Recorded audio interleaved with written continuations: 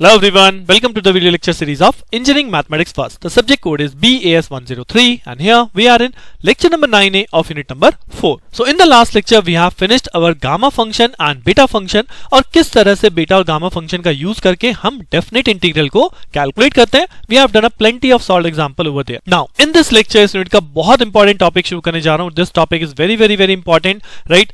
जिसका नाम है Dirichlet integral. जी हाँ, तो क्या है Dirichlet integral और किस लिए यूज होता है और किस तरह से प्रॉब्लम सॉल्व करने वाले हैं वो जानने के लिए अपना लेक्चर स्टार्ट करते हैं Dirichlet इंटीग्रल. सो Dirichlet इंटीग्रल, अब जैसा कि आप देख रहे हो अगर मैं स्टेटमेंट को पढ़ूं तो स्टेटमेंट क्या है? If L M N are positive then the triple integral, right? Triple integral means volume x to the power L minus 1 y to the power m minus 1 z to the power n minus 1 dx dy dz अगर इस type का triple integral calculate हो रहा है, so as per this Dirichlet theorem इस integral की value क्या होगी? Gamma of L gamma of m gamma of n divide by gamma L plus m plus n plus 1, right?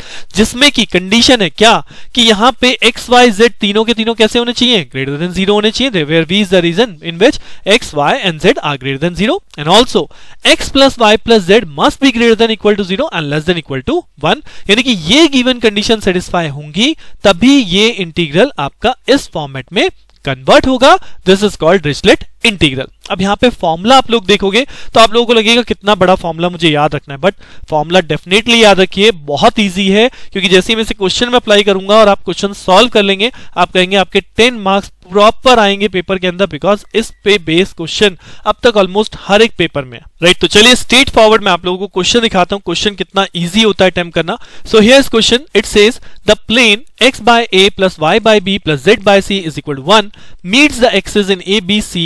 Apply Dirichlet integral to find the volume of the tetrahedron OABC. Then also find its mass if the density at any point is this one, right? So अभी मास की बात बाद में करेंगे, मास कैसे calculate करना, but the first thing is how to find the volume. और volume कैसे कैलकुलेट करते हैं? वॉल्यूम का हम पढ़ चुके हैं. वॉल्यूम मतलब triple integral of what? dx dy dz. और ट्रिपल इंटीग्रल वॉल्यूम को ही कैलकुलेट करने के लिए Dirichlet इंटीग्रल लगता है. बट कब? जब हमारी कुछ पर्टिकुलर कंडीशन जो कि हमने क्या बोली, x must be greater than 0, y must be greater than 0, z must be greater than 0 and x plus y plus z must be less than equal to 1. But अगर आप गिवन क्वेश्चन में देखेंगे तो यहां पे x plus y plus z अभी आपका equal to या लेस देन 1 नहीं बन रहा. सो इस गिवन क्वेश्चन को हम कन्वर्ट कर लेते हैं. कैसे? अगर मैं इस x बाय a को u मान लेता हूं, y बाय b को v मान लेता हूं और z बाय c को w मान लेता हूं, तो u plus v plus w is equal to क्या बनने वाला है? इज इक्वल टू 1 बनने वाला है. That means x y z में स्ट्रेट फॉरवर्ड में Dirichlet कंडीशन नहीं लग रही, बट u v w की टर्म में जैसे ही मैंने लेट किया तो यहां पे मेरा ये कंडीशन बन जाएगा such that u plus v plus w is equal to 1. So question इसी टाइप में आता है. क्वेश्चन में बस आपको गिवन फंक्शन को u v w की फॉर्म में लेट करना है, द फर्स्ट स्टेप. और जैसे आप इसे लेट करेंगे तो क्या लेट किया मैंने? x by a is equal to u, y by b is equal to v and z by c is equal to w, so that u plus v plus w is equal to 1. The condition satisfy. और u v w greater than 0 होंगे. क्यों? क्योंकि जब x greater than 0 होगा तो u भी greater than 0 होगा, y और z भी ग्रेटर देन 0 होंगे तो v और w भी ग्रेटर देन 0 ही होंगे. That means all the three conditions for the Dirichlet integral are satisfied. So this is the first step in every question of Dirichlet integral कि आपको given function को इसी तरह से u v w की form में लेट कर लीजिए. अब अल्टीमेटली मुझे क्या कैलकुलेट करना है? मुझे तो कैलकुलेट करना वॉल्यूम, जहां पे क्या चाहिएगा? dx dy dz. सो इसलिए मैंने यहाँ पे x की वैल्यू सॉल्व करी तो x की वैल्यू क्या बनेगी? a इंटू यू, y की वैल्यू क्या बनेगी? b इंटू v और z की वैल्यू क्या बनेगी? c into w. सो अगर मैं dx लिखूंगा तो a is a constant term, u का क्या हो जाएगा? du, dy लिखेंगे b is a constant term dv, z लिखेंगे z का dz, dz is equal to c dw. यानी कि what is our volume become, जैसे हम वॉल्यूम के फॉर्मूले में वैल्यू पुट करेंगे integration dx dy dz, so dx की जगह a du हो जाएगा, फिर ये b dv हो जाएगा, c dw हो जाएगा.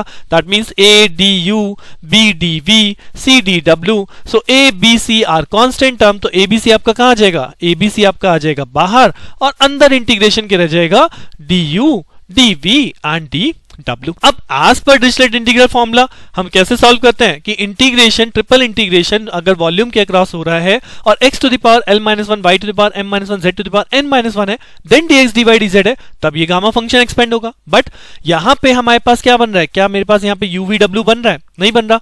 बट मैं ये भी तो मान सकता हूं कि u की पावर क्या है? 0 है, v की पावर क्या है? 0 है और w की पावर क्या है? 0 है।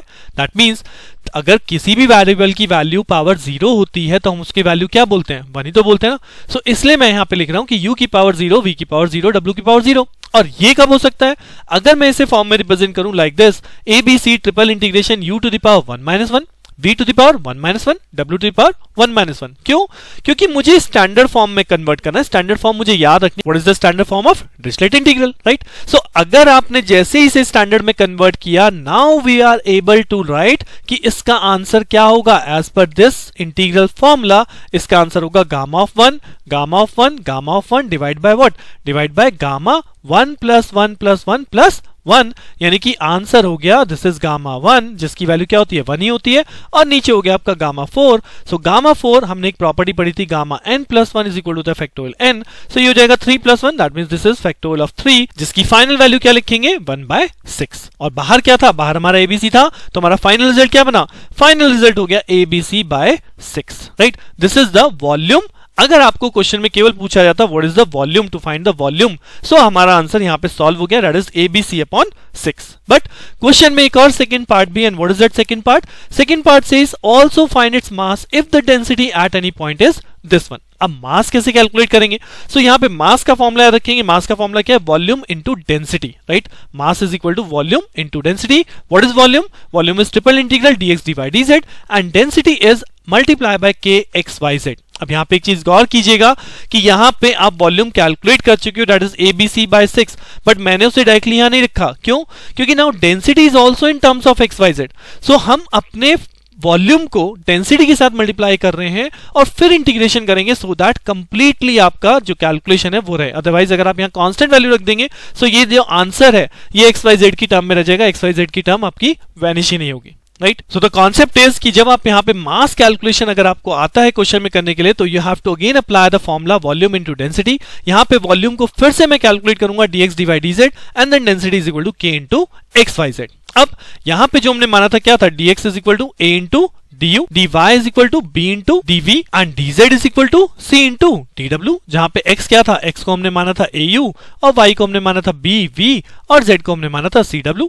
सो अगर इन वैल्यूज को वापस यहां पे पुट करेंगे तो ये ट्रिपल इंटीग्रेशन ही रहेगा। dx की जगह आपका हो गया a du, इसकी जगह हो गया b dv, dz की जगह हो गया c dw, k अपनी जगह पे कांस्टेंट है, xyz की जगह हो गया au, b v and c w, यानी कि a यानी कि क्या हो गया आपकी बार बाहर, a square b square c square बाहर आ गया, ट्रिपल इंटीग्रल। अब की बार यहां पे बचा u v w and du dv and dw, जिसको अगर वापस मैं स्टैंडर्ड फॉर्म में कंपेयर करूं तो स्टैंडर्ड फॉर्म क्या कहती है, यहां होना चाहिए l-1, राइट, m-1 और n-1, राइट। सो ये l m n कब आएगा, इनमें से किस फॉर्म में रखूं? अगर मैं ये पावर 1 है तो इस पावर 1 को l-1 की जगह अगर 1 मानेंगे तो l की वैल्यू क्या बनेगी, l की वैल्यू 2 बनेगी ना। दैट मींस मैं इस स्टेटमेंट को कैसे लिख सकता हूं, सो दैट ये मेरा स्टैंडर्ड फॉर्मूले से कंपेयर हो जाए। आई can right in this way that k is a constant, जो कि हमारे यहाँ पे बाहर ही आ गया, k भी बाहर आ गया, तो k a square b square c square triple integration u to the power 2 - 1 v to the power 2 - 1 w to the power 2 - 1 du dv dw। अब मैं इसे स्ट्रेट फॉरवर्ड स्टैंडर्ड से कंपेयर कर सकता हूं, and I can write the answer that k a square b square c square, इसकी value हो जाएगी gamma of 2 gamma of 2 gamma of 2 divide by 2 + 2 + 2 that is 6 + 1 that is 7, right, जिसको आप further solve कर सकते हैं as per the same property gamma n + 1 is equal to the factorial n। So gamma 2 क्या हो जाएगा, गामा 2 हो जाएगा नथिंग बट फैक्टोरियल 1।